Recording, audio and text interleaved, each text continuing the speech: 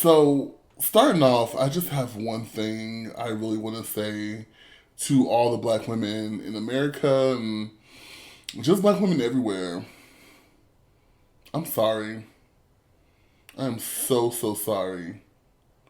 And I know that one little apology from one person in a sea of ignorant people probably doesn't mean much to you guys, but there it is. I give my apology to you because I see you. And I acknowledge you, and I acknowledge everything that you guys go through and the bullshit that people take you to task for. And my black sisters and mothers and cousins and daughters and stuff like I'm my heart goes out to you.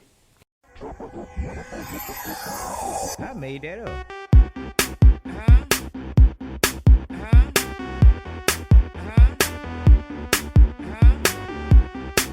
So I'm gonna make this video pretty much short and sweet. I don't really want to spend a lot of time talking about this because it's been a lot of negative energy surrounding these topics. Um,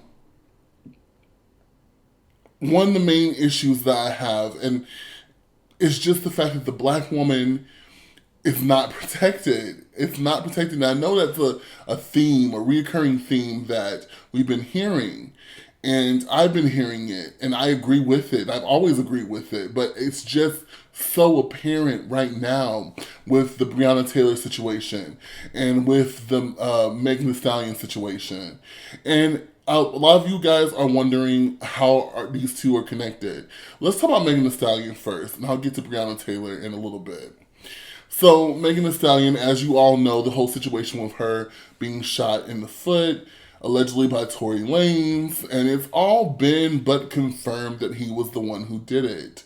They even have, there was like what supposedly there's evidence out there that actually confirms that, where he's apologizing for his part in what happened or for doing this situation, for doing it to her. Um,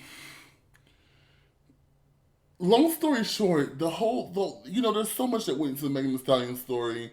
I never personally covered it because I wanted to wait for more information to come out, to even talk about it.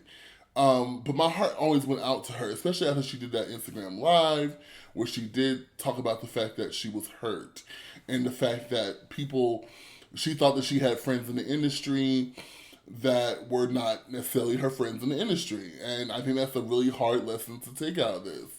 But my main issue with the Megan Thee Stallion story is people from day one since it happened, not only have people made fun of her, but they've also questioned her. Why didn't you, point out to Tory Lanez to begin with? Why did you lie to the police? Why did you this, that, that?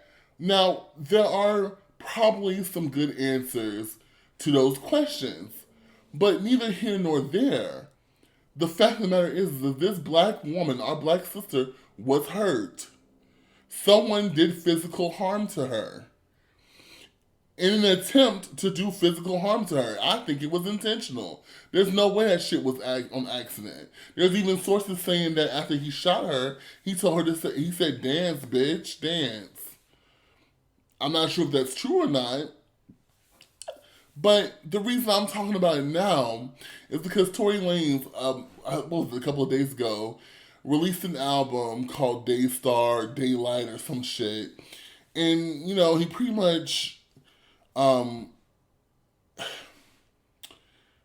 attacks his critics, addresses the criticisms that are against him, pretty much doesn't take accountability for his part in what happened.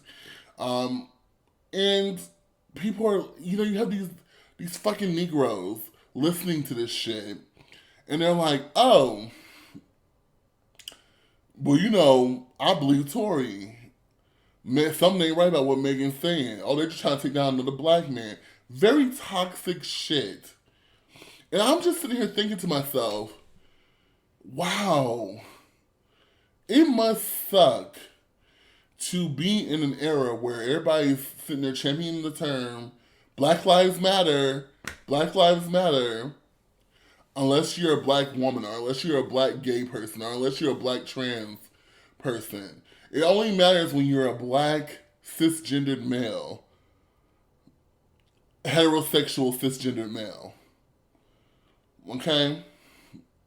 Because Lord knows, you know, Nipsey Hussle gets shot and killed, and I am bringing it up, and nobody could say anything wrong about that. But you have a black sister who got shot. Now, she didn't get shot to be killed. She's alive, thank you. But she was harmed by another black man. And we're questioning her. We're sitting here saying, oh, well, it's probably, what a part of her, what accountability does she take in this? What part of this is her fault? It's really sickening. It like sickens me to my stomach. That we're and then I'm sorry. This post is just me kind of like ranting. So I do apologize. It's not all the way put together. Then you have Breonna Taylor, who was murdered in her home. Now I know that there have been recent evidence that came out that said, no, she wasn't asleep. The testimony of her boyfriend that was living with her, that was there with her when she was murdered. And yes, murdered. I'm sorry, not wrongful death, not accidental death. She was murdered. Y'all can tootsie foot and pussyfoot and, and twinkle toe around the subjects. She was murdered. So, her boyfriend who was there with her at the time that she was murdered, in his testimony, he did say, no, she was not asleep. The police were banging on the door, which they did not know was police at the time, and they both were like, who is it? And she was like, who is it? Who is it? And they were not responding. They just kept banging on the door until they about kicked the door in. And that's when the boyfriend got his gun and, fired because, in the whole situation, I'm not here to get into the semantics of it. The whole situation is sad. It's pitiful. It's pathetic on the police side. Whether it was lawful or not, just because something is lawful doesn't mean it's not wrong. And I'm going to say that again for the people in the back. Just because something is lawful does not mean it's not wrong. So you have that situation.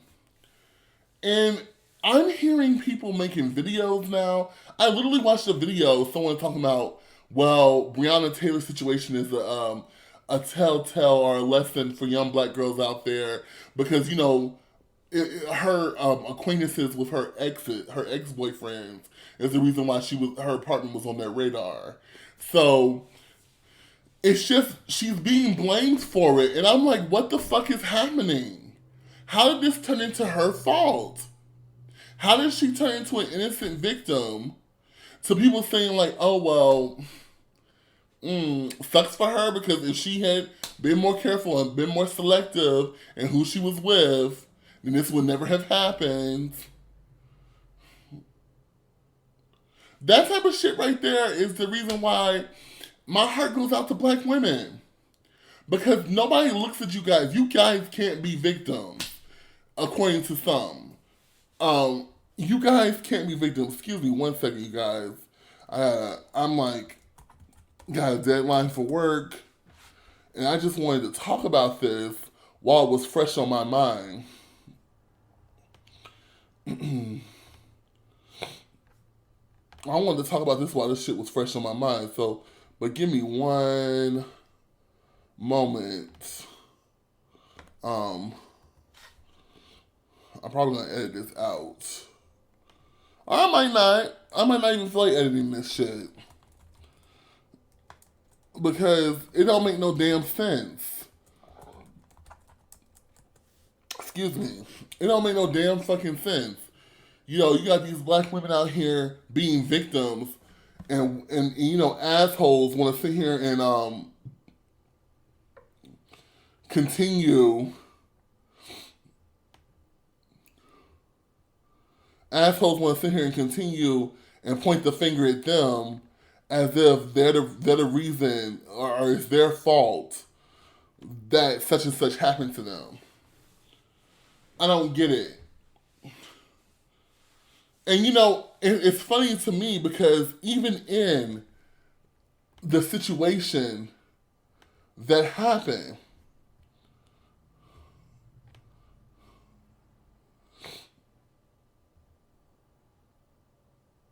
excuse me, I'm sorry, you guys. I'm sorry. Please bear with me. Please bear with me. So even in the situation that happened, you guys, um, Breonna Taylor's death was not even being investigated or protested as much as like as much as Floyd Davis's death. Am I saying his name right? As much as Floyd's death, or as much as the other black males' deaths that's happened. Breonna Taylor was almost forgotten about. If you remember, just a couple months ago, people were like, "What about Breonna Taylor? Justice for Breonna Taylor." Everybody was talking about all these other issues, but nobody was talking about Breonna Taylor. And then when the verdict, that bullshit verdict or that bullshit investigation or charges happened just last week, that's when everybody's wanting to be like, "Oh, justice for Breonna." But now when you think about it, Breonna, she shouldn't have been fucking with these niggas. Really? Is that what we doing? So, I mean, I'm sorry, you guys. I know I in the middle of there, I was doing some work shit and sending emails. But my whole thought process right now is to black women, I love you. You are precious. Your lives are precious. And I am so sorry that you were treated the way you were treated. I mean, even down to Cardi B, and I didn't really want to bring her into this, but, even down to Cardi B, and she's a woman of color, not really a black woman to me, but the fact that she's, getting a divorce and it's her fault. Oh, she's her fault. Or if Offset cheated, it's her fault. The whole thing. When women of color stand up for themselves or if something happens to them that's tragic, something will be pinned on them that's their fault. However, you motherfuckers, and it's by people of color who are doing it. But you same motherfuckers are on your high horse when Botham Jean, was shot and murdered in his own fucking home, and the police found information that he smoked marijuana and all that stuff, which is complete bullshit on their investigation. You guys were all against that. Like, nah, we're not going to blame the victim. We're not going to blame the victim. But when it's a black woman or a woman of color, you have no problems doing that. Y'all, I love you, my black sisters, my sisters of color. I love all of y'all. Keep holding strong, and maybe there'll be a better tomorrow. Maybe, hopefully. Pray for it. I love you guys. I just can't.